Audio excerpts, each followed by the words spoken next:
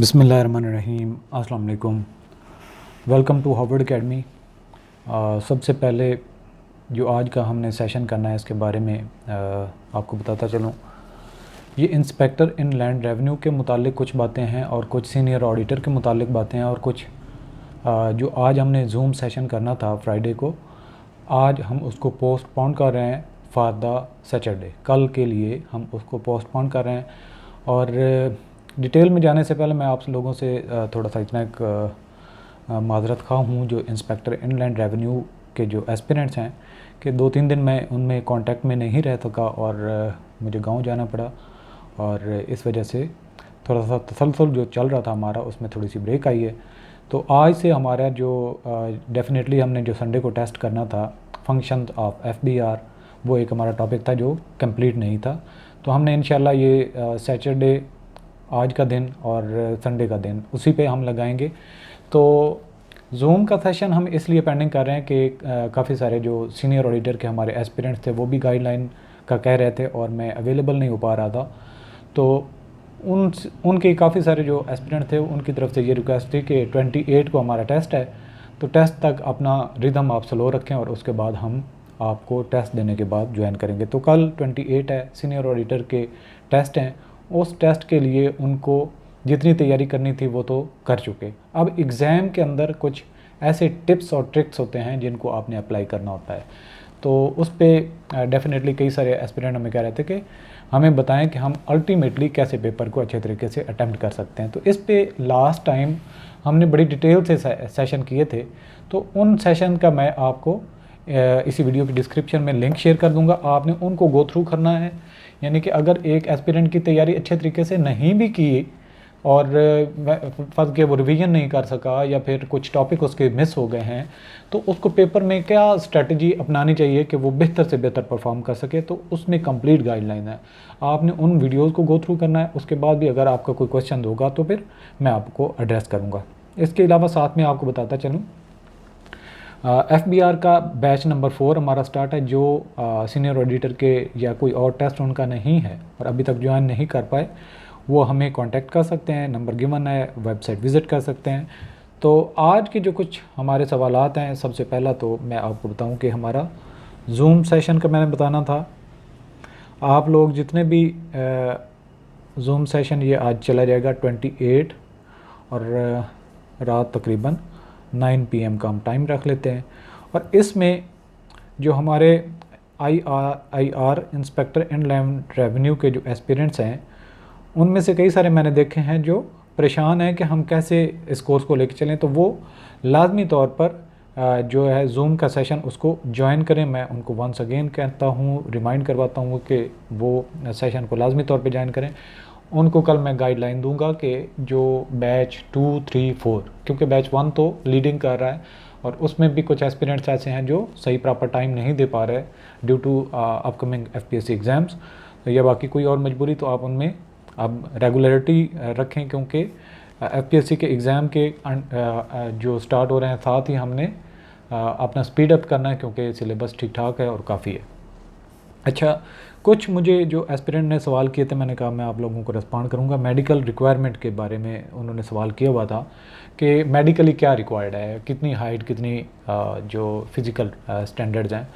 तो such as inspector inland revenue के लिए जब FPSC ने कोई नोटिफाई रिक्वायरमेंट नहीं की तो वो आपको बाउंड नहीं करेंगे। इसके अलावा आपको जो BMI है, यानी कि आपकी हाइट और वेट के जो वेट है वो हाइट के साथ होना चाहिए और आपके कदोकाठ के हिसाब से मुनासबत से आपकी मेडिकल फिटनेस होनी चाहिए और विद ग्लासेस आपकी 6x6 आई साइट होनी चाहिए। तो इससे कोई इतना बड़ा कोई मेडिकल रिक्वायरमेंट नहीं है जो आपको रनिंग या फिर दूसरी कोई इस तरह की सच एज रिक्वायरमेंट हो, वो आपको रिक्वायर्ड नहीं है। और इसके अलावा कुछ एस्पिरेंट्स हमें क्वेश्चन कर रहे थे कि फ़िज़िकल क्लासेस हम अरेंज करें। तो ये जूम सेशन में आप लोगों के आंसर क्वेश्चन सारे एड्रेस हो जाते हैं। तो बाकी जो हमारे ऑनलाइन कोर्स है इसमें हमने कम से कम 3 रिवीजन्स बैच 1 की बात कर रहा हूँ। बैच 1 सिर्फ अपने उस हिसाब से ना चले, रिवीजन हमने 3 टाइम्स करनी है इंशाल्लाह। अक्टूबर की मिड तक अगर हम करते हैं तो लास्ट 15 डेज़ में सेकंड हम रिक्वायर जो रिवीजन है वो करेंगे यानी कि अक्टूबर की 16 से लेके एंड जो भी 30th है या 31st है अक्टूबर तक हम इसकी सेकंड रिवीजन करेंगे। और थर्ड रिवीजन जो है हमारे पास जो 5-7 दिन या हफ्ता मिलेगा, यानी कि नवंबर की अगर एग्ज़ाम की डेट उन्होंने 5 नवंबर दी है तो हम 5 दिन में रिवाइज़ करेंगे। अगर बाई 5 टेस्ट में उसको डिवाइड कर लेंगे पूरे सिलेबस को, और अगर इससे ज़्यादा टाइम मिला तो हमने थर्ड रिवीजन नवंबर के फर्स्ट डेट से लेके आगे चलेंगे। और वो आप लोगों को कंटेंट दे दिए जाएंगे पोर्शन, यानी कि जो है उसके पार्ट 5 या 5 हिस्सों में डिवाइड कर लेते हैं और उनको सारे सब्जेक्ट को देख लेते हैं। एक सब्जेक्ट का एक दिन टेस्ट कर लेते हैं, दूसरे का दूसरे दिन, और तीसरे दिन छोटे टॉपिक्स का। और इस तरीके से अगला क्वेश्चन था जो हमने एड्रेस करना था, कुछ कंफ्यूज थे एस्पिरेंट्स इंग्लिश पोर्शन के बारे में कि इंग्लिश पोर्शन का हम क्या करें। बाकी तो हम चीज़ें इन लाइन होते जा रहे हैं। तो आप लोगों को बताते चलें कि जो हमारा टेस्ट 4 है, टेस्ट 4 उसमें इंग्लिश के टेंसेस शामिल हैं। और लेटर ऑन जो अगला टेस्ट होगा उसमें एक्टिव पैसिव हो जाएंगे। और इसके बाद जो है डायरेक्ट एंड डायरेक्ट,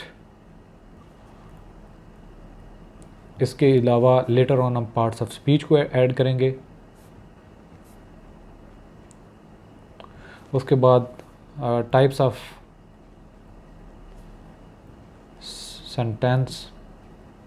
सेंटेंस कैसे बनता है उसकी, फिर लेटर ऑन पंक्चुएशंस,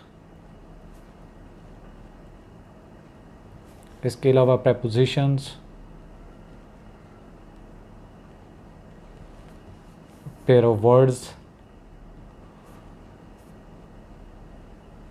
ये हमारे हमने कवर करनी है ये सारी चीज़ें। और साथ में एफपीएससी की जो रिक्वायरमेंट है, जो टेस्ट के हिसाब से क्वेश्चन आते हैं उनके सेट टाइप हम जो है वो एक्सरसाइज करेंगे, जिनको हमने लेटर ऑन टेस्ट में भी इंक्लूड करते जाना है। तो इस तरीके से इंग्लिश का पोर्शन भी आपका हमने कवर करना है। तो बाकी जितने भी एस्पिरेंट्स हैं उनको मैं दोबारा रिमाइंड कराता चलूँ, सीनियर ऑडिटर के जो व्यूअर्स हैं, जो एस्पिरेंट्स हैं जिनके कल टेस्ट है, वो टेस्ट देने के बाद ज्वाइन कर लें, ताकि जो कल उनका जूम सेशन होगा हम उनके भी जो अभी तक क्लास को फर्स्ट डे ज्वाइन करेंगे उनको भी एड्रेस कर लेंगे, ताकि नेक्स्ट वीक आप अपने regular test 1, 2, 3 so on carry on करें। और हम इसके बाद अगले सेशन पे बात करेंगे कि स्ट्रेटजी क्या होनी चाहिए।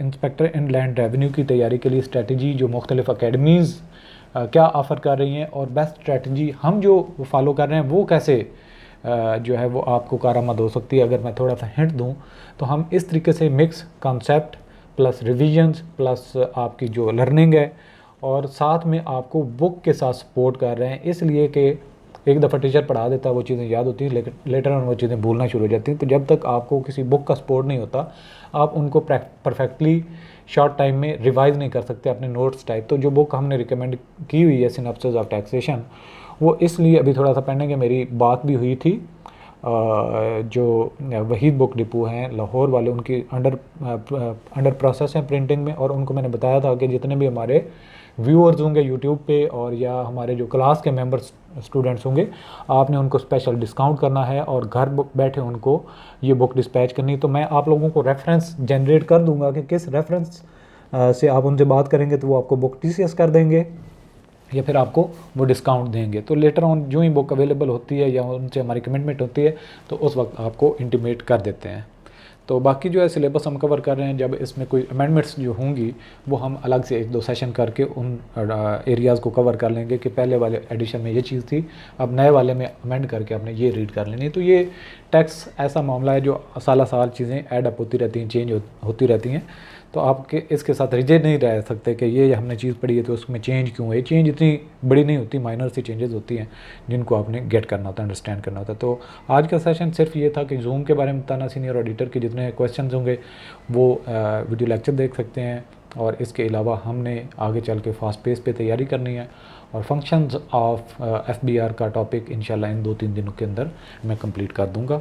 तो आप कनेक्टेड रहें, साथ चलते रहें और FBR के जो फंक्शंस हैं उनको आपने टाइम टू टाइम जो कोर्स के मेंबर्स हैं वो विज़िट करते रहें कि कितने लेक्चर्स नए आ चुके हैं, ताकि आप उनको इन टाइम कवर करें। तो संडे की इवनिंग में अगर टेस्ट अवेलेबल होता है या नाइट में अवेलेबल होता है तो आप उसको अटैम्प्ट कर पाएँ। ऑल द बेस्ट, अल्लाह हाफ़िज़।